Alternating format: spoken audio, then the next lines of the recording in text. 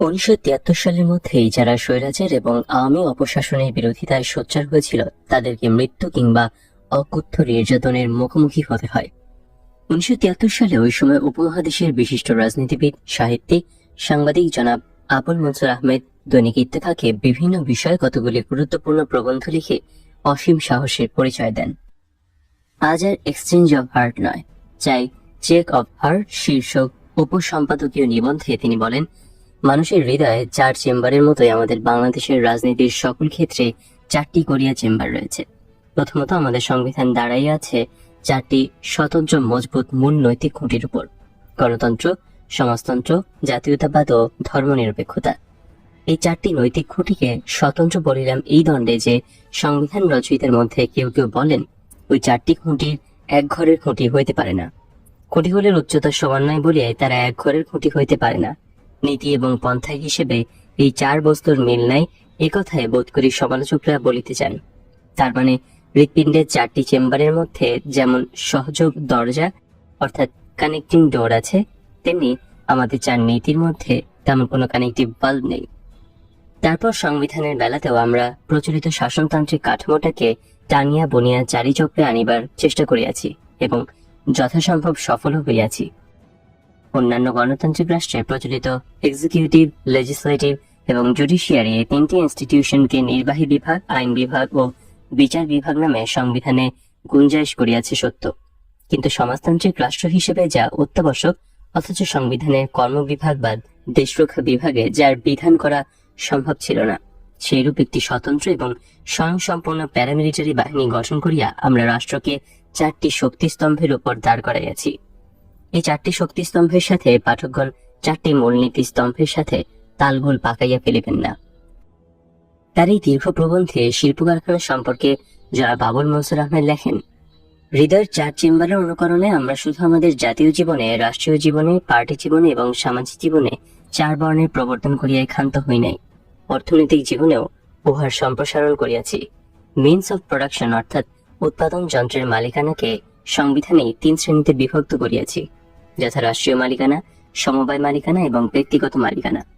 এই 3 শ্রেণীর মালিকানা ছাড়া আর সব সম্পত্তি যা প্রোডাক্টিভ নয়, সেগুলো অটোমেটিক্যালি ব্যক্তিগত মালিকানায় থাকার ব্যবস্থা করিয়া গোটা সম্পত্তি জগৎকে 4 শ্রেণীতে বিভক্ত করিয়া হৃদয়ের 4 চেম্বারের সামঞ্জস্য বিধান করিয়াছি, যাতে মিল কারখানাদের মিনস অফ প্রোডাকশনকে হরতাল স্ট্রাইকারদের দ্বারা আনপ্রোডাক্টিভ করিয়া অন্য প্রকার মালিকানা সৃষ্টি করিতে কেউ না পারে, এবং ওই পন্থায় 4 প্রকার মূলনীতিতে যাতে কেউ বত্যয় ঘটিতে না পারে, সে উদ্দেশ্যে আমরা হরতাল স্ট্রাইককে ন্যাশনালাইজ করিয়া ফেলিয়াছি।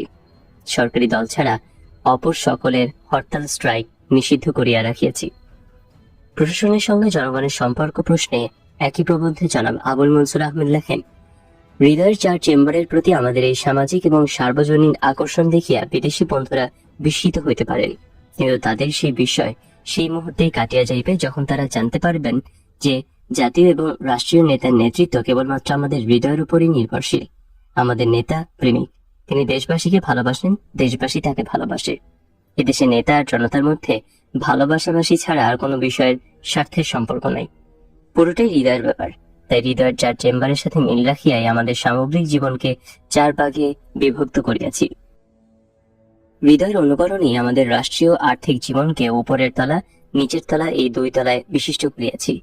হৃদয়ের অনুকরণেই আমরা উভয় তলাতে অর্থাৎ অবিকল ভেন্ট্রিক্স উভয়টাতে লেফট রাইট রাখিয়াছি। সাধারণত নেতারা ভালোবাসাবাসীর ব্যাপারে হৃদয়ের 4 চেম্বারের প্রতি আমাদের আসক্ত করিয়াছে ঠিকই, কিন্তু 4-এর প্রতি আকৃষ্ট হইবার আমাদের আরো কারণ আছে। আমাদের রাষ্ট্র সেকুলার হলেও আমরা নিজেরা আজও ধর্মবিরোধী হই নাই, ধর্ম নিরপেক্ষ হইয়াছি মাত্র। আমাদের মধ্যে বিপুল মেজরিটি লোকই মুসলমান। আমরা মুসলমানেরা এখনো ধর্ম ছাড়ি নাই, তাই 4-এর মায়াও ছাড়িতে পারি নাই। আমাদের 4 কিতাব, 4 কালেমা, 4 ফেরেশতা, 4 মাযহাব, 4 খলিফা, 4 ইমাম, এই অবস্থায় রাষ্ট্রের 4 মূলনীতি, সমাজের 4 মালিকানা নীতি, পলিটিক্সের 4 পার্টি নীতি, এসবে আমাদের আকর্ষণ সহজাত। শুধু মুসলমানরা হইবে কেন, আমাদের দেশের হিন্দুদের ধর্মেও 4-এর প্রাধান্য রইয়াছে। তাদের 4 বেদ, 4 বর্ণ, 4 যুগ, এমনই 4 যোগও আছে। এভাবে আমরা 4-এর গোলকধাঁধায় ঢুকিয়াছি। সরকারি দপ্তরে 4 তাসের কর্মচারী বহাল হওয়ায় বাজারে আমরা 4 কায়দায় ব্যবসা চালু করিয়াছি। কালোবাজারি, মুনাফিখরি, মজুদদারি এবং চোরাচালানি আমরা ছাড়তে পারি না এই চারের মায়াতেই। হার্টের 4 চেম্বারে সবচেয়ে বড় ত্রুটি দেখা দিয়েছে জাতির পিতা এবং তার সন্তানদের সম্পর্কের মধ্যে। জাতির পিতা তার সন্তানদের ভালোবাসেন, সন্তানেরাও পিতাকে ভালোবাসে। সবাই পিতাকে অন্তর দিয়ে ভালোবাসে বলেই তাদের মধ্যে প্রতিযোগিতা, প্রতিদ্বন্দ্বিতা ও পরিণামে খুন খারাপি।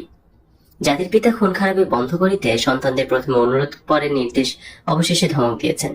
কিন্তু সন্তানেরা পিতার কথা শুনিতেছে না। পিতা কঠোর হইয়া সন্তানদের শাস্তি দিতে পারিতেছেন না। এটা ঘটিতেছে হৃদয়ের জন্যই, বিশেষত হৃদয়ের 4টি চেম্বারের দোষেই। জাতির পিতার সকলের কল্যাণের জন্য যতই চেঞ্জ অফ হার্টের কথা বলিতেছেন, সন্তানেরা ততই স্টেনগানের সাহায্যে এক্সচেঞ্জ অফ হার্ট করিতেছে। এটা অধিক দিন চলিতে দিলে সকলের হৃদযন্ত্রের ক্রিয়া বন্ধ হইয়া যাইবে। এই প্রবন্ধ প্রকাশিত হইবার পর জনাব মনসুরের উদ্দেশ্যে আওয়ামী লীগের বিভিন্ন মহল থেকে নানা রকমের কটূক্তি শুরু হয়। সংসদে সংবিধান গৃহীত হয়। 10 এপ্রিল 1972 সালে প্রথম জাতীয় সংসদ অধিবেশন অনুষ্ঠিত হয়। পরিতাপের বিষয়, ওই সংসদের সব সংসদরাই ছিলেন পাকিস্তানের সংবিধান এবং জেনারেল ইয়াহিয়া খানের LFO এর আওতায় নির্বাচিত। মজলুম নেতা মাওলানা ভাসানী আওয়ামী লীগের সংবিধান গঠনের ক্ষমতাকে চ্যালেঞ্জ করে বলেন, বর্তমান সংসদ গঠিত হয়েছিল 1970 সালের LFO অর্থাৎ লিগ্যাল ফ্রেমওয়ার্কের অধীনে সংগঠিত নির্বাচনের মাধ্যমে। জেনারেল ইয়াহিয়া খানের LFO মোতাবেক নির্বাচিত জাতীয় সংসদের দায়িত্ব ছিল পাকিস্তানের সংবিধান প্রণয়ন করা। আওয়ামী লীগ দল হিসেবে 6 দফার ভিত্তিতে জনগণের কাছ থেকে ভোট গ্রহণ করেছিল। 6 দফার দাবি ছিল পাকিস্তানের ভৌগোলিক অখণ্ডতা বজিয়ে রেখে প্রদেশ ভিত্তিক পূর্ণ স্বায়ত্তশাসন কায়েম করা। অতএব স্বাধীন রাষ্ট্র বাংলাদেশের শাসনতন্ত্র প্রণয়নের কোনো বৈধ অধিকার নেই। তিনি সর্বদলীয় জাতীয় কনভেনশন গঠন করে শাসনতন্ত্র প্রণয়নের দাবি জানান। তিনি বলেন, জাতীয় কনভেনশনে শুধুমাত্র রাজনৈতিক দলগুলোর প্রতিনিধি থাকবে না, তাতে বিভিন্ন সংগঠন যাদের সদস্যরা জাতীয় স্বাধীনতা সংগ্রামে অংশগ্রহণ করেছেন তাদের প্রতিনিধিদেরও অন্তর্ভুক্ত করতে হবে। এই ধরনের জাতীয় কনভেনশনের দ্বারা প্রণীত সংবিধান পরে গণভোটের মাধ্যমে গৃহীত হবে। আওয়ামী লীগ সরকার ওই প্রতিবাদে কর্ণপাত না করে 12 অক্টোবরের সংসদ অধিবেশনে তৎকালীন আইনমন্ত্রী ডক্টর কামাল হোসেন প্রণীত সংবিধান গৃহীত হয়। যদিও সংবিধানে সরাসরিভাবে মুজিববাদের উল্লেখ ছিল না, তবুও মুজিববাদের মূলনীতির উপর তথা ভারতীয় সংবিধানের নীতিমালার উপর ভিত্তি করে গঠিত হয়েছিল স্বাধীন বাংলাদেশের প্রথম সংবিধান বা শাসনতন্ত্র। সরকার ঘোষণা করল দেশের সমাজতন্ত্র প্রবর্তন করা হবে, কিন্তু সংবিধানের 42 নং ধারার মাধ্যমে ব্যক্তি মালিকানা বজিয়ে রাখা হলো। 35, 37, 39 নং ধারার মাধ্যমে অতি চতুরতার সাথে মানুষের মানবিক অধিকার সমূহ কেড়ে নেওয়া হলো। আওয়ামী লীগ বিরোধী শক্তিকে অতি নির্দয়ভাবে উৎপাটন করার জন্য সংবিধানের 63-র 3 ধারা সংযোজিত করে। জননিরাপত্তার নামে আইয়ুব শাহীর বর্বরচিত আচরণের মতোই মুজিব নেতৃত্বে বিনা বিচারে আটক এবং মিল কারখানায়, অফিস আদালতে ধর্মঘট নিষিদ্ধ করার বিধানও সংবিধানে রাখা হয়। শেখ মুজিব গণতন্ত্রকে হত্যা করে। সর্বশেষে শেখ মুজিব তার ক্ষমতা কক্ষিগত করার জন্য গণতন্ত্রকে হত্যা করে জাতির উপর বাকশালী একনায়কত্ব চাপিয়ে দেয়। বাংলাদেশি কৃষক শ্রমিক আওয়ামী লীগের বাকশাল একদলীয় স্বৈরতান্ত্রিক শাসন ব্যবস্থার বীজ নিহিত ছিল 1972 সালের 7 মার্চ রক্ষী বাহিনীর আদেশ জারি করার মধ্যে দিয়ে। জাতীয় রক্ষী বাহিনীকে বিনা ওয়ারেন্টে ধরপাকড় এবং তল্লাশির ক্ষমতা দেওয়া হয়েছিল ওই আদেশের মাধ্যমে। দেশের সার্বিক পরিস্থিতির দ্রুত অবনতির মুখে 24শে ডিসেম্বর 1973 সালে প্রেসিডেন্ট জাস্টিস আবু সাইদ চৌধুরীকে বিদায় নিতে হয়। 14 জানুয়ারি 1974 সালে সংসদে অধিবেশন বসে। আব্দুল মালিক উকিলকে স্পিকার হিসেবে মনোনয়ন দেওয়া হয়। 24শে জানুয়ারি 1974 হ্যাঁ ভোটের মাধ্যমে জাতীয় রক্ষী বাহিনী আইন পাশ করা হয়। 13 জানুয়ারি 1975 সারা দেশে জরুরি অবস্থা ঘোষণা করা হয়।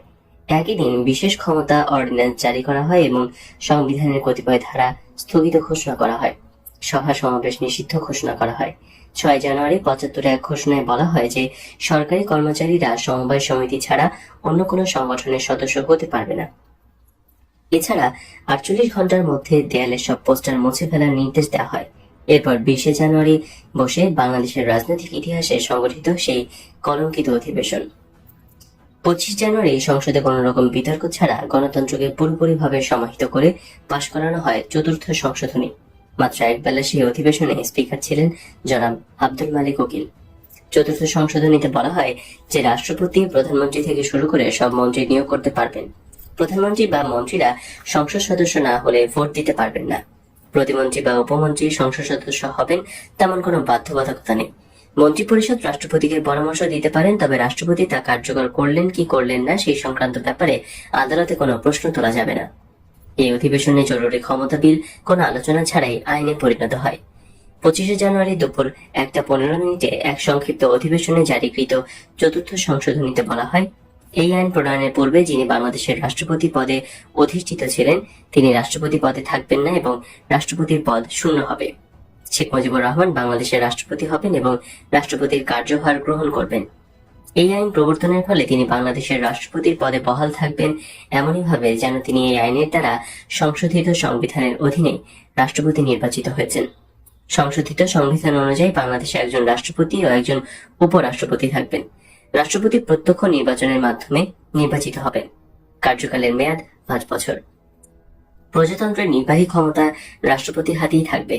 তিনি প্রত্যক্ষভাবে অথবা তার অধীনস্থ কর্মচারীর মাধ্যমে যে ক্ষমতা নির্ধারণ করবেন, উপরাষ্ট্রপতি শুধুমাত্র সেই ক্ষমতাই প্রয়োগ করতে পারবেন। রাষ্ট্রপতিকে তার দায়িত্ব পালনে সাহায্য এবং পরামর্শ দানের জন্য একটি মন্ত্রিপরিষদ থাকবে। রাষ্ট্রপতি তার বিবেচনায় সংসদ সদস্যদের মধ্যে থেকে কিংবা সংসদ সদস্য হওয়ার যোগ্য এরূপ ব্যক্তিদের মধ্যে হতে একজন প্রধানমন্ত্রী আবশ্যক মনে করলে অন্যান্য মন্ত্রী এবং প্রতিমন্ত্রী, উপমন্ত্রী নিয়োগ করতে পারবেন। প্রত্যেক মন্ত্রী সংসদে বক্তৃতা করতে এবং কার্যাবলীতে অংশ নিতে পারবেন, তবে তিনি যদি সংসদ সদস্য না হন তাহলে ভোটদান করতে পারবেন না। রাষ্ট্রপতি মন্ত্রিপরিষদের সভায় সভাপতিত্ব করবেন অথবা তার নির্দেশে উপরাষ্ট্রপতি বা প্রধানমন্ত্রী ওই সভায় সভাপতিত্ব করতে পারবেন। মন্ত্রীগণ রাষ্ট্রপতির ইচ্ছা অনুযায়ী নির্ধারিত সময়সীমা পর্যন্ত স্বীয় পদে বহাল থাকবেন। সংশোধিত সংবিধানে রাষ্ট্রপতিকে দেশে শুধু একটিমাত্র রাজনৈতিক দল গঠন করার ক্ষমতা দেওয়া হয়েছে, যা জাতীয় দল নামে অভিহিত হবে। সংশোধনীতে কার্যভারকালে তার বিরুদ্ধে কোনো আদালতে কোনো ফৌজদারি কার্যধারা দায়ের করা বা চালু রাখা যাবে না এবং তার গ্রেফতার করা বা কারাবাসের জন্য কোনো আদালত হতে পরোয়ানা জারি করা যাবে না। জাতীয় দলের ঘোষণায় বলা হয়, কোনো ব্যক্তি জাতীয় দল ছাড়া অন্য কোনো রাজনৈতিক দল গঠন কিংবা ভিন্ন ধারার কোনো রাজনৈতিক কার্যকলাপে অংশগ্রহণ করতে পারবেন না। ওই সংশোধনীর পক্ষে 294 জন সাংসদ ভোট দেন, কেউ বিরোধিতা করেননি। সংসদে 2 ঘন্টা 5 মিনিট স্থায়ী ওই অধিবেশনে স্পিকার ছিলেন আব্দুল মালেক ওকিল। বিলের বিরোধিতা করে 3 জন বিরোধী ও 1 জন স্বতন্ত্র সদস্য ওয়াকআউট করেন। এরা হলেন জাসদের আব্দুল্লাহ সরকার, আব্দুল সত্তার মঈনুদ্দিন আহমেদ এবং স্বতন্ত্র সাংসদ মানবেন্দ্র নারায়ণ লারমা। আতাউর রহমান খান আগেই সংসদ অধিবেশন থেকে বেরিয়ে আসেন। বিলটি উত্থাপন করা হলে আওয়ামী লীগের দলীয় চিফ হুইপ শাহ মোয়াজ্জেম হোসেন মৌলিক অধিকার স্থগিত রাখার প্রেক্ষিতে কোনো প্রস্তাব উত্থাপনের সুযোগ না দেবার আহ্বান জানান। এই পর্যায়ে বাংলাদেশ জাতীয় লীগের জনাব আতাউর রহমান খান বৈধতার প্রশ্ন উত্থাপন করে আলোচনার সুযোগ দানের জন্য স্পিকার জনাব মালেক উকিলকে অনুরোধ করেন, কিন্তু স্পিকার তা নাকচ করে দেন। পরে কণ্ঠভোটে চিফ হুইপের প্রস্তাব গৃহীত হয়। তারপর আইনমন্ত্রী মনোরঞ্জন ধর সংসদে জরুরি ক্ষমতা বিল 1975 পেশ করেন। চিফ হুইপ এক্ষেত্রেও মৌলিক অধিকার স্থগিতকরণ বিধি প্রয়োগ না করার আবেদন জানালে বিষয়টি কণ্ঠভোটে পাশ হয়। এখানে একটি বিষয় বিশেষ করে প্রণিধানযোগ্য। যদিও বিলটি সংসদে বিনা বাধায় পাশ হয়, তবে গণতন্ত্রের বিকল্প একনায়কত্বের প্রশ্নে আওয়ামী লীগের মধ্যেও দ্বিমত পরিলক্ষিত হয়। 24শে ফেব্রুয়ারি 1975 রাষ্ট্রপতি শেখ মুজিবুর রহমান এক আদেশ বলে দেশে একটিমাত্র রাজনৈতিক দল বাংলাদেশ কৃষক শ্রমিক আওয়ামী লীগ বা বাকশাল গঠন করেন এবং নিজেকে দলীয় চেয়ারম্যান ঘোষণা করেন। ঘোষণার 3 নং আদেশে বলা হয়, রাষ্ট্রপতি অন্য কোনো নির্দেশ না দেওয়া পর্যন্ত জাতীয় সংসদের অবলুপ্ত আওয়ামী লীগের দলীয় সকল সদস্য, মন্ত্রিপরিষদের সদস্যবৃন্দ, প্রতিমন্ত্রী, উপমন্ত্রী সবাই বাংলাদেশ কৃষক শ্রমিক আওয়ামী লীগের সদস্য বলে গণ্য হবেন। এই আদেশ অমান্য করে বাকশালে যোগদান না করার সিদ্ধান্ত গ্রহণ করে বঙ্গবীর জনাব ওসমানী এবং ব্যারিস্টার মইনুল হোসেন তাদের সংসদ পদে ইস্তফা দেন। বঙ্গবীর জেনারেল ওসমানী এবং জনাব মইনুল হোসেন যখন বিরোধিতা করে পদত্যাগ করেন, তখন সুযোগ সন্ধানীদের অনেকেই বাকশালে যোগদান করার জন্য লাইন দিয়েছিল। বাংলাদেশ কমিউনিস্ট পার্টির সাধারণ সম্পাদক মোহাম্মদ ফরহাদ ও মোজাফফর ন্যাব শেখ মুজিবের একদলীয় শাসন ব্যবস্থা প্রণয়নকে অভিনন্দন জানান। তথাকথিত জাতীয় দল গঠিত হওয়ার ফলে দেশের সব রাজনৈতিক দলের বিলুপ্তি ঘটে। আওয়ামী লীগ, মুজাফফর ন্যাব এবং মনি সিং এর কমিউনিস্ট পার্টি সামগ্রিকভাবে বাকশালে যোগদান করেন। সংসদের বিরোধী দলের 8 জন সদস্যের মধ্যে 4 জন বাকশালে যোগদান করেন। প্রবীণ নেতা জনাব আতাউর রহমান খানও বাকশালে যোগদান করেন। সুবিধাবাদী চরিত্র এবং রাজনীতির এক নজিরবিহীন দৃষ্টান্ত স্থাপন করেন তিনি। 2রা জুন 1975 সালে বাকশালে যোগদানের জন্য শেখ মুজিবুর রহমানের কাছে 9 জন সম্পাদক আবেদন পেশ করেন। তারা হলেন বাংলাদেশ অবজারভার সম্পাদক ওবায়দুল হক, জনাব নুরুল ইসলাম পাটোয়ারি, দৈনিক সংবাদের ভারপ্রাপ্ত সম্পাদক বজলুর রহমান, মর্নিং নিউজের সম্পাদক জনাব শামসুল হুদা, বাসসের প্রধান সম্পাদক জাহাদুল করিম, বাংলাদেশ টাইমস এবং বাংলার বাণীর নির্বাহী সম্পাদক শহীদুল হক, দৈনিক ইত্তেফাকের সম্পাদক জনাব আনোয়ার হোসেন মঞ্জু এবং বিপিআই সম্পাদক জনাব মিজানুর রহমান। 6 জুন 1975 সালে বাকশালের সাংগঠনিক কাঠামো এবং গঠনতন্ত্র ঘোষণা করা হয়। তাতে দলের মহাসচিব মনোনীত হন মনসুর আলী, সচিব হন জিল্লুর রহমান, শেখ ফজলুল হক মনি এবং আব্দুর রাজ্জাক। ওই দিন বাকশালের কেন্দ্রীয় কমিটির সদস্য হিসেবে 115 জনের নাম ঘোষণা করা হয়। তাতে উপরাষ্ট্রপতি, প্রধানমন্ত্রী, স্পিকার, ডেপুটি স্পিকার, মন্ত্রী, প্রতিমন্ত্রী, উপমন্ত্রী, সশস্ত্র বাহিনীর প্রধানরা, বিডিআর এর মহাপরিচালক, রক্ষী বাহিনীর পরিচালক, সরকারের বিভিন্ন মন্ত্রণালয়ের সচিব প্রমুখকে অন্তর্ভুক্ত করা হয়। দলের কার্যনির্বাহী পরিষদে থাকেন শেখ মুজিবুর রহমান, সৈয়দ নজরুল ইসলাম, মনসুর আলী, খন্দকার মোশতাক আহমেদ, আবু হাসনাত মোহাম্মদ কামরুজ্জামান, আব্দুল মালিক উকিল, অধ্যাপক ইউসুফ আলী, মনোরঞ্জন ধর, মহিউদ্দিন আহমেদ, গাজী গোলাম মোস্তফা, জিল্লুর রহমান, শেখ ফজলুল হক মনি, আব্দুর রাজ্জাক। কেন্দ্রীয় কমিটিতে থাকেন শেখ মুজিবুর রহমান, সৈয়দ নজরুল ইসলাম, মনসুর আলী, আব্দুল মালিক উকিল, খন্দকার মোশতাক আহমেদ, কামরুজ্জামান, মাহমুদুল্লাহ, আব্দুস সামাদ আজাদ, ইউসুফ আলী, ফণি ভূষণ মজুমদার, ডক্টর কামাল হোসেন, সোহরাব হোসেন, আব্দুল মান্নান, আব্দুর রব সেরনিয়াবাদ, মনোরঞ্জন ধর, আব্দুল মতিন, আসাদুজ্জামান, কোরবান আলী, ডক্টর আজিজুর রহমান মল্লিক, ডক্টর মুজাফফর আহমদ চৌধুরী, তোফায়েল আহমেদ, শাহ মোয়াজ্জেম হোসেন, আব্দুল মোমেন তালুকদার, দেওয়ান ফরিদ গাজী, অধ্যাপক নুরুল ইসলাম চৌধুরী, তাহির উদ্দিন ঠাকুর, মুসলিম উদ্দিন খান, মোহাম্মদ নুরুল ইসলাম মঞ্জুর, AKM Obaidur Rahman, doctor Kshitish Chandra Mandal, Riazuddin Ahmed, M Baitullah, Ruhul Quddus সচিব, Zillur Rahman, Mohiuddin Ahmad MP, Sheikh Fazlul Haque Moni, Abdur Razzak, Sheikh Shahidul Islam, Anwar Chowdhury, Sajeda Chowdhury, Taslima Abed, Abdur Rahim, Abdul Awal, Lutfur Rahman, AK Mujibur Rahman, doctor Mohiz Chowdhury, doctor Alauddin, doctor Ahsanul Haque, Roushan Ali, Azizur Rahman Akkas, Sheikh Abdul Aziz, Salauddin Yusuf, Michael Sushil Adhikari, Kazi Abdul Hashem, Molla Jalaluddin, Shamsuddin Molla, Gourchandra বালা, কাজী Golam Mostafa, Shamsul Haque, Shamsuzzoha, Rafiquddin Bhuiyan, Syed Ahmad, Shamsur Rahman Khan, Nurul Haque, MA Wahab, captain Sujjat Ali, MR Siddique, Chittaranjan Sutar, Syeda Razia Banu, Ataur Rahman Khan, Khandakar Mohammad Ilias, সম প্রসাইন, অধ্যাপক মুজাফফর আহমদ, আতাউর রহমান, পীর হাবিবুর রহমান, সৈয়দ আলতাফ হোসেন, মোহাম্মদ ফরহাদ, মতিয়া চৌধুরী, হাজি দানেশ, তৌফিক ইমাম সচিব, নুরুল ইসলাম, ফয়েজউদ্দিন সচিব, মাহবুবুর রহমান সচিব, আব্দুল খালেক, মুজিবুল হক সচিব, আব্দুর রহিম সচিব, মনিরুল ইসলাম সচিব, শহীদুজ্জামান সচিব, আনিসুজ্জামান সচিব, ডক্টর A সাত্তার সচিব, MA সামাদ সচিব, আবু তাহের সচিব,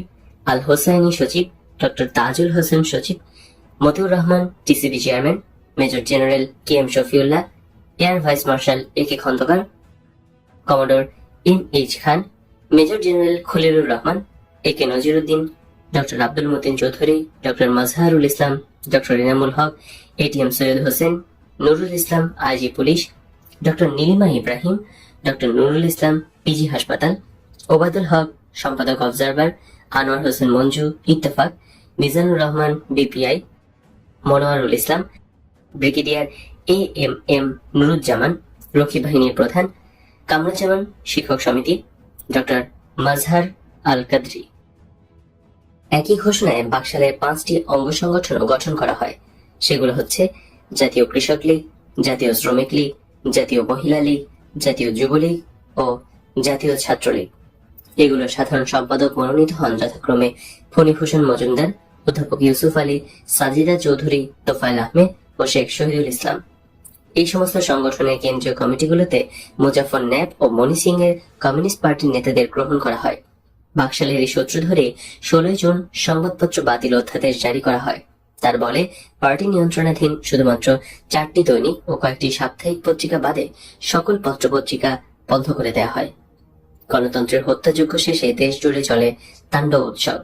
রুদ্ধশ্বাস মানুষের জীবনের নিরাপত্তা হারিয়ে জন্মভূমিতে বন্দী হয়ে পড়েন স্বৈর শাসনের নিষ্পেষণে।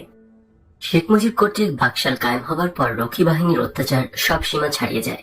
জনতার সাথে রক্ষী বাহিনীর সংঘর্ষ বাধে বিভিন্ন স্থানে। শহরবাসীরা ওইসব হামলার বিচার বিভাগীয় তদন্ত দাবি করেন। 8 জুন মাইজদিতে জনতার সাথে রক্ষী বাহিনীর সংঘর্ষ ঘটে। 9 জুন ওই হামলা এবং রক্ষী বাহিনীর নির্যাতনের প্রতিবাদে হরতাল পালিত হয়। এর পেছনে কোনো রাজনৈতিক উস্কানি ছিল না। ওই দিনই স্বরাষ্ট্রমন্ত্রীর ঘটনার তদন্ত করার জন্য মাইজদি যেতে বাধ্য হন। তারপর 10 জুন 1973 স্বরাষ্ট্রমন্ত্রী আব্দুল মালিক উকিল ঘোষণা করেন, মাইজদির ঘটনার জন্য দোষী ব্যক্তিদের বিরুদ্ধে কঠোর ব্যবস্থা নেওয়া হবে। কি ব্যবস্থা নেওয়া হয়েছিল সে খবর কোথাও ছাপা হয়নি। আজ অব্দি জানতে পারেননি এদেশের নির্যাতিত জনগণ সেখানে কি ঘটেছিল। 10 জুন বায়তুল মোকাররমে অনুষ্ঠিত কমিউনিস্ট পার্টির এক সভায় দলীয় প্রধান জনাব মনি সিং উচ্চকণ্ঠে বলেন, মার্কিন সাম্রাজ্যবাদ, মাওবাদী চীনের নেতৃত্ব এবং তাদের দেশীয় সহযোগী ভাসানী, ন্যাপ, উগ্রপন্থী জাসদ, মুসলিম লীগ ও জামাতপন্থীরা বাংলাদেশের স্বাধীনতার বিরুদ্ধে চক্রান্ত করছে। এরপর 1973 সালের 19 জুন ঢাকার প্রশাসন কর্তৃপক্ষ এক ঘোষণায় নির্দেশ জারি করেন, শহরে বিনা অনুমতিতে মাইক ব্যবহার করা যাবে না। মাইক ব্যবহারের উপর এই নিষেধাজ্ঞা ছিল সুস্পষ্টভাবে বিরোধী দলের জনসভার উপর। মোজাফফর ন্যাপ বা সিপিবি এর কোনো প্রতিবাদ করেনি, বরং 24 জুন মোজাফফর ন্যাপের সভায় অধ্যাপক মোজাফফর আহমেদ বলেন, তার দল বাস্তব অবস্থাতে নিজেদের দায়িত্ব এড়িয়ে সস্তা জনপ্রিয়তা অর্জনের রাজনীতিতে বিশ্বাস করে না। ওই জনসভাতেও তিনি মজলুম জননেতা মাওলানা ভাসানীকে সাম্রাজ্যবাদের চর বলে অভিহিত করেন। ইতোমধ্যে মজুদদারি, চোরাচালানি, দুর্নীতিতে ছেয়ে যায় দেশ। রক্ষী বাহিনীর হামলা ও হত্যা বাড়তে থাকে। 1973 সালের 27 জুন পরিকল্পনা কমিশনের হিসাব অনুসারে দেখা গেল যে 72 সালের তুলনায় দ্রব্যমূল্য 400 গুণ বেড়েছে। এই সময় 29 জুন চট্টগ্রামে ঘটে যায় এক চমকপ্রদ ঘটনা। চট্টগ্রামের ইস্টার্ন রিফাইনারির বাসের উপর রক্ষী বাহিনীর গুলিবর্ষণে নিহত হয় একজন কর্মচারী। গুরুতর আহত হয় 2 জন শ্রমিক। ইস্টার্ন রিফাইনারির একটি বাস কর্মচারীদের রিফাইনারিতে নিয়ে যাবার পথে রক্ষী বাহিনীর একটি ট্রাককে ওভারটেক করে। এই কারণে রক্ষী বাহিনীর ক্রুদ্ধ সদস্যরা একটি রেল ক্রসিং এর মুখে ওই গাড়ি ঘেরাও করে এলো পাতাড়ি গুলিবর্ষণ করে। এমনই সামান্য ছোটতে রক্ষী বাহিনী নির্বিচারে হত্যা করতে থাকে স্বাধীন এদেশের সাধারণ মানুষকে। এই সময় দৈনিক বাংলার সহকারী সম্পাদক নির্মল সেন অনিকেত মার্চের নির্বাচনের কদিন পরে লিখেছিলেন, আমি স্বাভাবিক মৃত্যুর গ্যারান্টি চাই, শীর্ষক একটি উপসম্পাদকীয় নিবন্ধ। লেখায় তিনি 1 সপ্তাহের একটি ঠিকুজি তুলে ধরেন 13টি হত্যাকাণ্ডের। এই সম্পর্কে তিনি লিখেছিলেন যে এই খবর সব খবর নয়, সব খবর সংবাদপত্রে পৌঁছে না, সব খবর পৌঁছে না থানায়। দূর দূরান্ত থেকে কে দেয় কার খবর? আর দিতে গেলে জীবনের যে ঝুঁকি আছে সেই ঝুঁকি নিতেই বা কতজন রাজি? এই নির্বিচার হত্যাকাণ্ডের প্রতিবাদ করে নির্মল সেন জানতে চেয়েছিলেন, 1972 সাল হতে আজ পর্যন্ত অনুষ্ঠিত কয়টি হত্যাকাণ্ডের কিনারা হয়েছে, কয়জন হত্যাকারী গ্রেফতার হয়েছে, কয়টি গাড়ি হাইজ্যাক হয়েছে, সেই হাইজ্যাকার কারা, কি তাদের পরিচয়, কি তাদের ঠিকানা, কারা গ্রেফতার হয়েছে। পুলিশ বাহিনীর পক্ষ থেকে প্রায় অভিযোগ করা হয় যে অভিযুক্তদের ধরা হলে ফোনের জন্য তাদের মুক্তি দিতে হয়। এই অভিযোগ কতটুকু সত্য? এই ফোন কারা করে থাকেন? তিনি বলেন, খুঁজে দেখতে হবে এই হত্যাকারীরা কাদের প্রশ্রয়ে বেড়ে উঠছে, নইলে দিনের পর দিন হত্যা, রাহাজানির খবর বের হয়, অথচ একটি অপরাধীরও শাস্তি হয় না। এই ঘটনার পুনরাবৃত্তি ঘটছে কি করে? এ প্রশ্ন শুধু নির্মল সেনেরই ছিল না, এ প্রশ্ন ছিল দেশের জনগণেরও।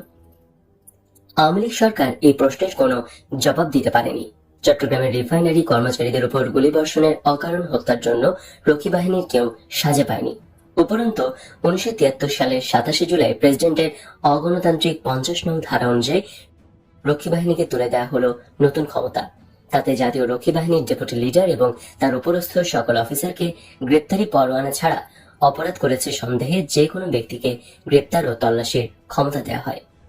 জাতীয় সমাজতান্ত্রিক দল 21 অক্টোবর অভিযোগ করে যে রক্ষী বাহিনী তাদের রাজবাড়ী জেলা শাখার সম্পাদককে গ্রেপ্তার করে পিটিয়ে অজ্ঞান করে রেখেছে।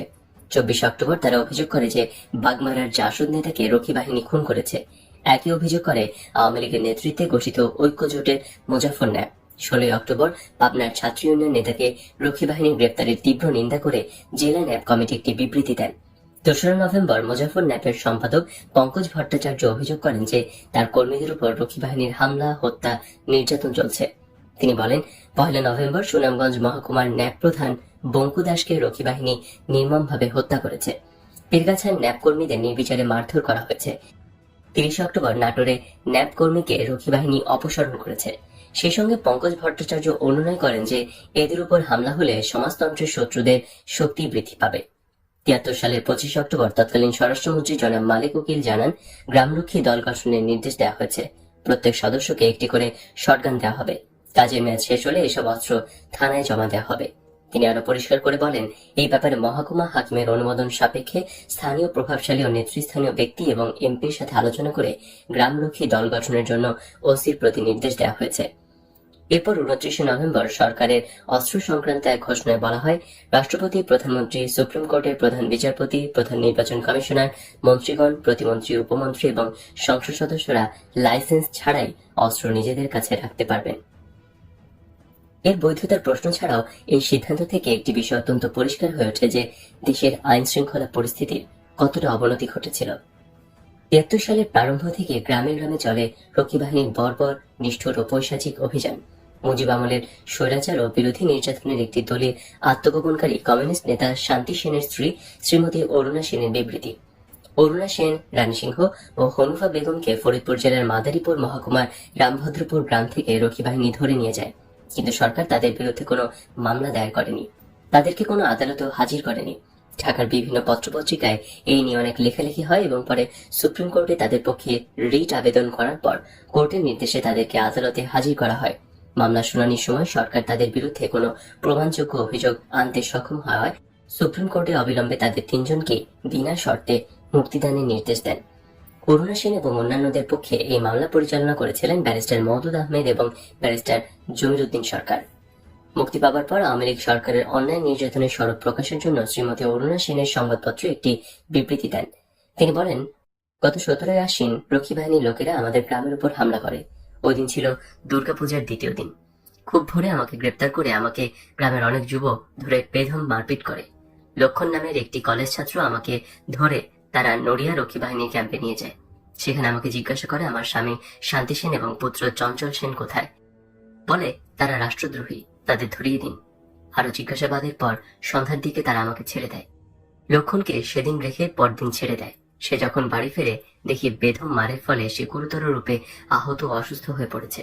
4-5 দিন পর আবার তারা আমাদের গ্রামের উপর হামলা চালায়। অনেক বাড়ি তল্লাশি করে, অনেককে মারধর করে। কৃষ্ণ ও ফজলু নামের 2 জন যুবককে তারা মারতে মারতে নিয়ে যায়। আজও তারা বাড়ি ফিরেনি। তাদের আত্মীয়রা ক্যাম্পে গিয়ে তাদের খোঁজ করলে বলে দেওয়া হয় তারা সেখানে নেই, তাদেরকে খুন করে গুম করে ফেলা হয়েছে বলেই মনে হয়। এরপর মাঝে মাঝেই তারা গ্রামে এসে যুবক ছেলেদের খোঁজ করত। গত 3রা ফেব্রুয়ারি 1974 রাতে রক্ষী বাহিনী এসে সম্পূর্ণ গ্রামটিকে ঘিরে ফেলে। ভোরে আমাকে ধরে নদীর ধারে নিয়ে গেল। সেখানে দেখলাম গ্রামের উপস্থিত প্রায় অধিকাংশ সক্ষমদেহী পুরুষ, এমনকি বালকদের পর্যন্ত এনে হাজির করা হয়েছে। আওয়ামী লীগের থানা সম্পাদক হোসেন খাঁ সবকিছুর তদারকি করছে। আমার সামনে রক্ষী বাহিনী উপস্থিত সকলকে বেদম মারপিট শুরু করলে। শুনলাম এদের ধরতে গিয়ে বাড়ির মেয়ে ছেলেদেরকেও এরা মারধর করে এবং অনেক ক্ষেত্রে অশালীন আচরণ করেছে। এরপর আমাকে রক্ষী বাহিনীর কমান্ডার হুকুম করলো পানিতে নেমে দাঁড়াতে। সেখানে নাকি আমাকে গুলি করা হবে। আমি নিজেই পানির দিকে নেমে গেলাম। ওরা রাইফেল উঁচিয়ে তাক করলো গুলি করবে বলে, কিন্তু পরস্পর কি সব বলাবলি করে রাইফেল নামিয়ে নিল। আমি কাদা পানিতেই দাঁড়িয়ে থাকলাম। কমান্ডার গ্রেফতার করা সবাইকে হিন্দু মুসলমান 2 কাতারে ভাগ করে দাঁড় করালো। মুসলমানদের উদ্দেশ্যে বক্তৃতা দিয়ে বলল, মালাউনরা আমাদের দুশ্মন, তাদের ক্ষমা করা হবে না। তোমরা মুসলমানরা মালাউনদের সাথে থেকো না, তোমাদের এবারের মতো মাফ করে দেওয়া হলো। এই বলে কলিমুদ্দিন ও মোস্তফা নামের 2 জন মুসলমান যুবককে রেখে বাকি সবাইকে এক একটা বেতের বাড়ি দিয়ে বলল, ছুটে পালাও। তারা ছুটে পালিয়ে গেল। আমার পাক বাহিনীর কথা মনে পড়ল। তারাও বিক্ষুব্ধ জনতাকে বিভক্ত করতে এমনইভাবে সাম্প্রদায়িকতার আশ্রয় নিয়েছিল। পার্থক্য শুধু তারা ধর্মের নামে সাম্প্রদায়িকতার আশ্রয় নিত, আর এই ধর্মনিরপেক্ষতার ধ্বজাধারীরা ভণ্ডামির আশ্রয় নিচ্ছে। আমাকে ছেড়ে দিয়ে ওরা কলিমুদ্দিন এবং মোস্তফা সহ 20 জন হিন্দু যুবককে নিয়ে রক্ষী বাহিনীর ক্যাম্পের দিকে রওনা হলো। 3 জন ছাড়া এরা সবাই পেশায় জেলে। মাছ ধরে কোনো রকমে তারা জীবিকা নির্বাহ করে। তাদের আত্মীয় স্বজনরা সবাই আকুল হয়ে কান্নাকাটি করতে থাকলো। সে এক হৃদয় বিদারক দৃশ্য। সন্ধ্যার সময় কলিমুদ্দিন, মোস্তফা, গোবিন্দনাগ এবং হরিপদ ঘোষ ছাড়া বাকি সবাই গ্রামে ফিরে এলো। আমি গেলাম তাদের দেখতে। দেখলাম তারা সবাই চলতে অক্ষম, হাত পায়ের গিরাতে রক্ত জমে আছে। তাদের কাছে শুনলাম সারাদিন দফায় দফায় তাদের চাবুক মেরেছে, গলা ও পায়ের সঙ্গে দড়ি বেঁধে পানিতে বারবার ছুঁড়ে ফেলে দিয়েছে। পিঠের নিচে এবং বুকের উপরে পা দিয়ে দুই দিক থেকে দুজন লোক তাদের উপর উঠে দাঁড়িয়েছে। মই দিয়ে ডলেছে। এদের অনেককেই আত্মীয়রা বয়ে এনেছে। এদের অবস্থা দেখে মনটা খুব খারাপ হয়ে গেল। ভাবলাম, যারা দিনরাত্রি পরিশ্রম করেও একবেলা পেট পুরে খেতে পায় না, অনাহার দুঃখ দারিদ্র্যের জ্বালায় আজ অর্থমৃত, তাদের মরার উপর খাড়ার অবসান কবে হবে? যে শাসকরা মানুষের সামান্য প্রয়োজন ভাত কাপড়ের ব্যবস্থা করতে পারছে না, চুরি ডাকাতি রাহাজানি শোষণ নির্যাতন যারা বন্ধ করতে পারছে না, তারা কোন অধিকারে আজ নিঃস্ব মানুষের উপর চালাচ্ছে এই বর্বর নির্যাতন? অবশেষে চরম নির্যাতন আমার উপরও নেমে এলো। 6 ফেব্রুয়ারি রাতে ভোর না হতে রক্ষী বাহিনী ঘুম থেকে আমাকে তুলল। আমাকে বাড়ির বাইরে নিয়ে এলে দেখলাম রানীও রয়েছে। আমাদের নিয়ে তারা 2 মাইল দূরের ভেদরগঞ্জ রক্ষী বাহিনীর ক্যাম্পের দিকে রওনা হলো। রাস্তায় তারা রানীর প্রতি নানা রকমের অশ্লীল উক্তি করছিল। ক্যাম্পে পৌঁছে দেখলাম সেখানে করিমউদ্দিন, মোস্তফা, গোবিন্দনাগ এবং হরিপদ রয়েছে। বুঝতে পারলাম তাদের উপর চরম দৈহিক নির্যাতন হয়েছে। বিশেষ করে করিমউদ্দিন এবং মোস্তফাকে বেশি অসুস্থ দেখলাম। কলিমউদ্দিন ও মোস্তফা 2 ভাই। এদের সংসারে আর কোনো সক্ষম ব্যক্তি নেই। অপরের জমিতে চাষ করে ওরা কোনো রকমে জীবিকা নির্বাহ করে। এরা বিবাহিত ও ছোট ছোট ছেলেমেয়ের জন্য। আমরা ক্যাম্পে আসতে অনেক রক্ষী বাহিনী এসে আমাদের ঘিরে দাঁড়ালো। কেউ অশ্লীল মন্তব্য করে, কেউ চুল ধরে টানে, কেউ চড় মারে, কেউ খোঁচা দেয়। এমন সব বর্বরতা। কিছুক্ষণ পর আমাদের রোদের মধ্যে বসিয়ে রেখে তারা চলে গেল। সন্ধ্যায় আমাকে উপরে দোতলায় নিয়ে গেল। কিছুক্ষণ পরেই শুনলাম রানীর হৃদয় বিদারী চিৎকার। প্রায় আধ ঘন্টা পর আর্তনাদ স্তিমিত হয়ে থেমে গেল। নিস্তব্ধ রাতের অন্ধকার ভেদ করে ভেসে আসছিল পেতের সপাং সপাং শব্দ আর পাশবিক গর্জন। রানীকে যখন এনে তারা কামরার মধ্যে ফেলল, রাত্রি তখন কত জানি না। রানীর অচৈতন্য দেহ তখন বেতের ঘায়ে ক্ষত বিক্ষত, রক্ত ঝরছে। জ্ঞান ফিরলে রানী পানি চাইল। আমি তাকে পানি খাওয়ালাম। রানী আস্তে আস্তে কথা বলতে পারল। রাত্রি তখন ভোর হয়ে এসেছে। রানীর মুখে শুনলাম উপরে ভেদরগঞ্জ এবং ড্যামুডার আওয়ামী লীগ সম্পাদকরা এবং ওই 2 স্থানের ক্যাম্প কমান্ডাররা উপস্থিত ছিল।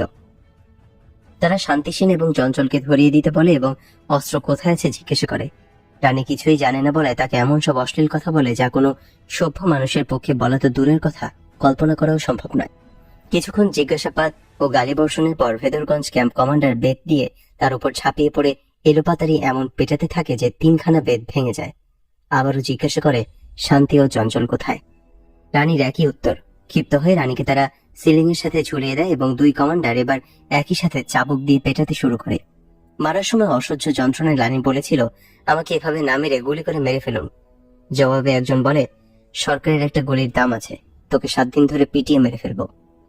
এখন পর্যন্ত মারার দেখেছটা কি? অল্পক্ষণ পরে রানী অচেতন হয়ে পড়ে, কিন্তু তাদের চাবুক চালানো বন্ধ হয়নি। যখন জ্ঞান ফেরে রানী দেখে সে মেঝেতে পড়ে আছে। পানি চাইলে তারা তাকে পানি দেয়নি। 8 ফেব্রুয়ারি প্রথমে আমাকে এবং পরে রানীকে দোতলায় নেওয়া হয়। সেখানে উপস্থিত ছিলেন ড্যামুডার আওয়ামী লীগ সেক্রেটারি ফজলু মিয়া ও ভেদরগঞ্জ সেক্রেটারি হোসেন খান। তারা চেয়ারে বসে আছেন। আমাকে বলল, তোমার স্বামী ও ছেলেকে ধরিয়ে দাও। অস্ত্র কোথায় আছে বলে দাও। তারা ডাকাত, অস্ত্র দিয়ে ডাকাতি করে। আমি বললাম, তারা ডাকাত না, তারা সৎ দেশপ্রেমিক। আমার স্বামী রাজনীতি করেন, এ কথা কে না জানে। দেশের সাধারণ লোকের অতি প্রিয় এবং শ্রদ্ধেয় তিনি। রানীকে তারা একই প্রশ্ন করেন। রানী কিছুই জানে না বলায় তারা ক্ষিপ্ত হয়ে ওঠে। জামুডা ক্যাম্পের কমান্ডার করম আলী এবং ভেদরগঞ্জ ক্যাম্প কমান্ডার ফজলুর রহমান আমাদের অশ্লীল গালাগাল দিতে শুরু করে এবং আমাকে ও রানীকে একসঙ্গে ঝুলিয়ে দিয়ে রানীর বস্ত্র খুলে নেয়। তারপর আমাদের দুজনকে দুদিক থেকে চাবুক মারতে থাকে। জ্ঞান হারিয়ে ফেলি। জ্ঞান হলে দেখি দুজনই মেঝেতে পড়ে আছি। রানীর সর্বাঙ্গ দিয়ে রক্ত ছড়ছে। আমার গায়ে কাপড় থাকায় অপেক্ষাকৃত কম আহত হয়েছি। তবু এই রুগ্ন বৃদ্ধ দেহে এই আঘাতই মর্মান্তিক। সর্বাঙ্গ ব্যথায় জর্জরিত, তৃষ্ণায় বুক শুকিয়ে যাচ্ছে, নড়বার ক্ষমতা নেই। ওরা আমাদের দিকে তাকিয়ে নারকীয় হাসি হাসছে। এদের হুকুমে 2জন সিপাহী আমাকে টেনে তুলল। আমি অতি কষ্টে দাঁড়াতে পারলাম, রানী পারল না। 2জন রক্ষী তার 2 বগলের নিচে হাত দিয়ে তাকে টেনে তুলল এবং তার গায়ে কাপড় জড়িয়ে দিল। তারপর টানতে টানতে নিচে নামিয়ে নিয়ে এলো। কমান্ডার পেছন থেকে নির্দেশ দেয়, ওকে ভালো করে হাঁটা, নয়তো মরে যাবে। সকালে কমান্ডার কয়েকজন রক্ষী সহ রানীকে নিয়ে গ্রামের দিকে রওনা হলো। বলল, বাঁচবি তো না, চল তোর মাকে দেখিয়ে আনি। রানীর সর্বাঙ্গ ফুলে কালো হয়ে গিয়েছে, পা ফেলবার ক্ষমতা নেই। সে অবস্থায় তাকে হ্যাঁচড়াতে হ্যাঁচড়াতে 2 মাইল পথ টেনে নিয়ে যাওয়া হলো। রানীর মা রানীকে দেখিয়ে অজ্ঞান হয়ে যান। কমান্ডার রানীকে তার মার মাথায় পানি দিতে বলল। রানীর মার জ্ঞান নিলে রানীর চেহারা এমন কেন জিজ্ঞেস করায় কমান্ডার বলে, পুকুর ঘাটে পড়ে গিয়ে আঘাত পেয়েছে। রানীকে ছেড়ে দেবার অনুরোধ জানালে কমান্ডার বলে, খাসি খাওয়ালে ফিরিয়ে দিয়ে যাব। এরপর আবারও 2 মাইল রাস্তা হেঁচড়াতে হেঁচড়াতে তাকে ক্যাম্পে ফিরিয়ে আনা হলো। ওই দিন ছিল 9 ফেব্রুয়ারি 1974। হনুফাকেও তারা ধরে নিয়ে এলো ওই দিন। করিম নামের আরেকটি কৃষক যুবককে ওরা ধরে এনেছে দেখলাম রামভদ্রপুর থেকে। তাকে এত মারা হয়েছে যে তার অবস্থা অত্যন্ত সঙ্গীন। নড়িয়া থানার পণ্ডিতসার থেকেও একজন স্কুল শিক্ষক এবং 2 জন যুবককে এনেছে দেখলাম। বিপ্লব নামের একটি ছেলে নাকি মারের চোটে পথেই মারা যায়। রক্ষী বাহিনীর সিপাহীরা বলাবলি করছিল। একজন জল্লাদ গর্জন করে বলছিল, দেখ এখনো হাতে রক্ত লেগে আছে। শুনেছি মতি নামের আরেকটি যুবককেও তারা পিটিয়ে মেরেছে। আর আমাদের ধরে আনার 2 দিন আগে কৃষি ব্যাংকের পিয়ন আলতাফকে পিটাবার পর হাত পা বেঁধে দোতলার ছাদ থেকে ফেলে মারা হয়েছে। 9 তারিখ দুপুরে অল্প পরে তারা হনুফা, রানী এবং আমাকে নিয়ে গেল পুকুরের ধারে। সেখানে আমাদের 1 দফা বেত দিয়ে পিটিয়ে চুবানোর জন্য পানিতে নামালো। প্রথমে ওরা আমাদের সাঁতরাতে বাধ্য করলো। আমরা ক্লান্ত হয়ে কিনারায় উঠতে চেষ্টা করি। ওরা বাঁশ দিয়ে ঠেলে দূরে সরিয়ে দেয়। পরিশ্রান্ত হয়ে যখন আমরা সাঁতরাতে পারছি না তখন পানি থেকে তুলে আবার বেত মারতে থাকে। শেষের দিকে আমরা যখন আর সাঁতরাতে পারছিলাম না তখন আমাদের পানিতে ডুবিয়ে দেহের উপর 2 পা দিয়ে দাঁড়িয়ে থাকতো। এভাবে আমাদের 3 দফা পেটানো চুবানো হয়। কিছুক্ষণ আগেই করিম মারের চোটে মরে গিয়েছে। আমাদের সঙ্গে আরেকটি অল্প বয়সী যুবককে চুবিয়ে অচেতন করে ফেলেছিল। তাকে খাটলার উপর ফেলে রাখে। আমার আঁচল দিয়ে গা মোছানোর সময় হঠাৎ ছেলেটি চোখ খুলে তাকায়। আমি চোখের জল রাখতে পারলাম না। রক্ষীরা তাকে সরিয়ে নিয়ে যায়। পরে শুনেছি ছেলেটাকে নাকি মেরে ফেলেছে। সন্ধ্যার অল্প আগে আমাদের পানি থেকে তুলে ভেজা কাপড়েই থাকতে বাধ্য করলো। দারুণ শীত, আমরা কাঁপছি। প্রচন্ড জ্বর এসে গেছে সকলের। এমনই করে রাতভর ছালার জটের উপর পড়ে থাকলাম। পরদিন রাতে রানীকে আবারও নিয়ে গেল দোতলায়। সেখানে আবারও তাকে ঝুলিয়ে বেত মারল। 11 তারিখে আবারও রানীর উপর চলল একই অত্যাচার। রানী জ্ঞান হারালো। রক্ষী সিপাহীদের বলাবলি করতে শুনলাম রানী মরে গিয়েছে। রানীর কাছে শুনলাম তার যখন জ্ঞান হলো তখন সে দেখে তার পাশে ডাক্তার বসা। রানী জিজ্ঞেস করে, আপনি কে? আমি কোথায়? ডাক্তার জবাব দেয়, আমি ডাক্তার, তুমি কথা বলো না। কিছুক্ষণ পরে ডাক্তার চলে গেলে রানীকে তারা ধরাধরি করে নিচে আমাদের কাছে নিয়ে এলো। একজন সিপাহী রানী এবং হনুফাকে বলল, তোরা তো মরেই যাবি, তার আগে আমরা প্রতি রাতে 5 জন করে তোদের ভোগ করব। তারা অবশ্য ভোগ শব্দটি বলে নাই, বলেছিল অতি অশ্লীল কথা। একদিন রাতে 2 জন রক্ষী সিপাহী ঘরে ঢুকে আলো নিভিয়ে দেয় এবং রানী ও হনুফার মুখ চেপে ধরে। ধস্তাধস্তি করে তারা ছুটে গিয়ে চিৎকার করে। চিৎকার শুনে ক্যাম্পের অন্য রক্ষীরা ছুটে আসে, কমান্ডাররাও আসে। ওরা তাকে সব বললে সে বলে, খবরদার এই কথা প্রকাশ করবি না, তাহলে মেরে ফেলবো। রক্ষী সিপাহীদের কারো কারো মাঝে মানবতার লক্ষণ পাচ্ছিলাম। তাদেরই একজন সিপাহীকে জিজ্ঞেস করলাম, তুমি কি পর্যন্ত লেখাপড়া করেছ? প্রশ্ন শুনে সে চমকে উঠল। বলল, বাংলাদেশে লেখাপড়া দিয়ে কি করব? আমরা জল্লাদ, জল্লাদের আবার লেখাপড়ার কি দরকার? এই বলে সে দেয় ছুট। মনে হয় যেন চাবুক খেয়ে একটি ছাগল ছুটে পালালো। রক্ষী সিপাহীদের কানাঘুষায় শুনেছিলাম আমাকে আর হনুফাকে অন্য কোথাও পাঠিয়ে দেবে আর রানী ও অন্যান্য পুরুষ বন্দীকে মেরে ফেলা হবে। 12 ফেব্রুয়ারি আমাকে এবং হনুফাকে নিয়ে রক্ষীরা রওনা দিল। আমরা রানীকে ফেলে যেতে আপত্তি জানালাম। রানীও আমাদের সাথে যেতে খুব কান্নাকাটি করছিল। কমান্ডারের কাছে অনুনয় বিনয় করছিলাম। কমান্ডার তার সহকর্মীদের সাথে কি যেন আলাপ করে সেদিন আমাদের পাঠানো স্থগিত করলো। 12 তারিখ রাতেও ওরা আবার রানীকে ঝুলিয়ে হান্টার দিয়ে পেটায়। 13 তারিখে তারা রানীকে মারে না, কিন্তু নির্যাতনের নতুন কৌশল নেয়। দম বন্ধ করে রাখে, জোর করে চেপে ধরে রাখে নাক মুখ চোখ। এমনই করে জ্ঞান হারালে ওরা তাকে ছেড়ে দেয়। 19 ফেব্রুয়ারি গভীর রাতে ওরা আমাদের 3 জনকে নিয়ে রওনা দিল প্রায় 4 মাইল দূরে জামুডা রক্ষী বাহিনীর ক্যাম্পের দিকে। কলিমুদ্দিন, মোস্তফা, গোবিন্দ ও হরিপদ থেকে গেল। রক্ষীরা বলাবলি করছিল তাদের মেরে ফেলা হবে। আমরা কিছু দূর এলে ক্যাম্পের দিক থেকে 4 বার গুলির আওয়াজ পেলাম। ভাবলাম ওদের বুঝি মেরেই ফেললো। মনটা খুব খারাপ হয়ে গেল। আমাদের শরীরের অবস্থা এমন ছিল যে হাঁটতে খুব কষ্ট হচ্ছিল। তবু আমরা বাধ্য হচ্ছিলাম হাঁটতে। বোধহয় আমাদের অন্যত্র পাঠিয়ে দিচ্ছে, বোধহয় বেঁচে যাব, এই চিন্তায় আমাদের হাঁটতে শক্তি জোগাচ্ছিল। অনেক রাতে জামুডা রক্ষী বাহিনীর ক্যাম্পে পৌঁছালাম। সেখানে কিছুক্ষণ রেখে স্পিড বোটে করে আমাদের নিয়ে যাওয়া হলো। সর্বক্ষণ আমাদের কম্বল চাপা দিয়ে মুর্দার মতো ঢেকে রাখা হলো। বেদনা জর্জরিত ক্ষত বিক্ষত শরীর, তার উপর কম্বল চাপা থাকায় শ্বাসরুদ্ধ হওয়ার উপক্রম, যেন জ্যান্ত কবর। সমস্ত দিন আমাদের ওভাবেই রাখলো, খেতে দিল না। শেষ রাতে আবারও কম্বল চাপা দিয়ে জিপে করে ঢাকার দিকে রওনা দিল। আবারও সেই সুদীর্ঘ পথ, জ্যান্ত কবরের যন্ত্রণা। ঢাকায় আমাদের প্রথমে রক্ষী বাহিনীর ডাইরেক্টরের কাছে নিয়ে গেল। সে আমাদের খুব ধমকালো। সেখান থেকে নিয়ে গেল তেজগাঁ থানায়, তারপর লালবাগ থানায়। রাতে সেখানেই থাকলাম। পরদিন পাঠালো সেন্ট্রাল জেলে। সেখানে 5 দিন রাখার পর আমাদের নিয়ে এলো তেজগাঁ গোয়েন্দা বিভাগের অফিসে। জেলে আমাদের তৃতীয় শ্রেণীর কয়েদিদের মতো রাখা হতো। দিনরাত সেলেবন্দি, একই আহার্য দেওয়া হতো। সেখানে রাজনৈতিক অভিযোগে আরো বন্দিনী আছেন। তার মধ্যে 17 মার্চে গ্রেফতারকৃত জাসদ নেত্রী মমতাজ বেগম আছেন। অস্ত্র আইনে সাজাপ্রাপ্ত পারভিন। আরো একজন আছেন, নাম রুমা। সবাইকে তৃতীয় শ্রেণীর কয়েদির উপরে রাখা হয়েছে। সাধারণ কয়েদিদের মতো খাটানো হচ্ছে। এর উপর জমাদারনীরা, অর্থাৎ মেয়ে সিপাহী জমাদাররা, তাদের নিজেদের জামা কাপড় সেলাই, কাঁথা সেলাই, কাপড় চোপড় ধোয়ানো সবকিছুই মেয়ে কয়েদিদের দিয়ে করিয়ে নিচ্ছে। রাজনৈতিক বন্দীরাও রেহাই পাচ্ছে না। এমনই হাজার হাজার করুণ কাহিনী সৃষ্টি হয়েছে আওয়ামী লীগের শাসনামলে বাংলাদেশে, যার সবগুলো গুমড়ে মরেছে নির্বিচারে, প্রকাশিত হতে পারেনি। রক্ষী বাহিনীর বর্বরতার আর একটি চিত্র তুলে ধরা যায়। ঘটনাটি ঘটেছিল পাবনার বাজিতপুরে কুরাটিয়া গ্রামের কৃষক আব্দুল আলীর ছেলে রশিদকে খুন করার কাহিনী। আব্দুল আলীর সাক্ষাৎকারটা ছিল নিম্নরূপ: আমার সামনে আমার ছেলেকে গুলি করে হত্যা করলো। আমার হাতের কুঠার দিয়ে বলল, মাথা কেটে দে, ফুটবল খেলবো। আমি কিতে পারি? আমি যে বাপ। কিন্তু অকথ্য নির্যাতন কতক্ষণ আর সহ্য করা যায়? অত্যাচার সহ্য করতে না পেরে শেষ পর্যন্ত নিজের হাতে ছেলের মাথা কেটে দিয়েছি। রশিদ নাকি রাজনীতি করতো, আমি জানতাম না। একদিন মাতু আর শাহজাহান এসে ধরে নিয়ে গেল। আওয়ামী লীগ অফিসে সারা রাত ওরা ওকে বেদম মারল। সকালে বলল 1000 টাকা দিলে ছেড়ে দেবে।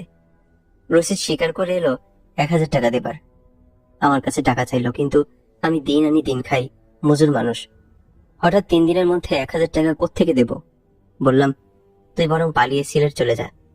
রশিদ সিলেট চলে গেল, কিন্তু 10-12 দিন পর ফিরে এসে বলল, বাবা, মন মানে না তোমাদের ফেল থাকতে। সিলেট থেকে ফেরার পর খুব কঠিন অসুখে ধরা পড়ল, টাইফয়েড। অসুখ সারার পর একদিন তার মাকে বলল, মা, আজ ভাত খাবো। তার মা শৈল মাছ দিয়ে তরকারি রান্নল। এমন সময় আওয়ামী লীগের পান্ডারা রক্ষী বাহিনী সহ বাড়ি ঘেরাও করলো। অসুস্থ মানুষ কোন রকমে বাড়ি থেকে বের হয়ে মাঠের দিকে দৌড় দিল। বাবা আমার জানতো না সেখানেও ঘাপটি মেরে বসে আছে আজরাইল। পাষণ্ডরা দৌড়ে এসে ধরল তাকে। রশিদ সিরাজের পা ধরে বলল, সিরাজ ভাই, বিমারি মানুষ, আমায় ছেড়ে দেন। ছাড়ল না। তারপর বাপ বেটা দুজনকে বেঁধে মার শুরু করলো। কত হাতে পায়ে ধরলাম। এরপর মা তো গুলি করলো রশিদকে। ধরে পড়ল রশিদ। আমি নির্বাক তাকিয়ে রইলাম। মরার পর একজন বলল, চল ওর কল্লাটা নিয়ে যাই, ফুটবল খেলবো। মা তো বলল, হ্যাঁ তাই নেব, তবে ওর কল্লা আমরা কাটবো না, তার বাবা কেটে দেবে। বলেই আমার হাতে কুঠার দিয়ে বলল কেটে দিতে। আমার মুখে রা নেই। বলে কি পাষণ্ডগুলো? চুপ করে আছে দেখে বেদম পেটাতে শুরু করলো। বুড়া মানুষ, কতক্ষণ আর সহ্য হয়? সিরাজ এসে বুকে বন্দুক ঠেকিয়ে বলল, এক্ষুনি কাট, নইলে তোকেও গুলি করব। ইতিমধ্যে 1.5 ঘন্টার মতো সময় পার হয়ে গেছে। বুঝতে পারলাম না কাটলে ওরা সত্যি আমাকেও মেরে ফেলবে কিনা। শেষে কুঠার দিয়ে কেটে দিলাম মাথা। নিয়ে সউল্লাসে চলে গেল তারা। আল্লাহ কি সহ্য করবে?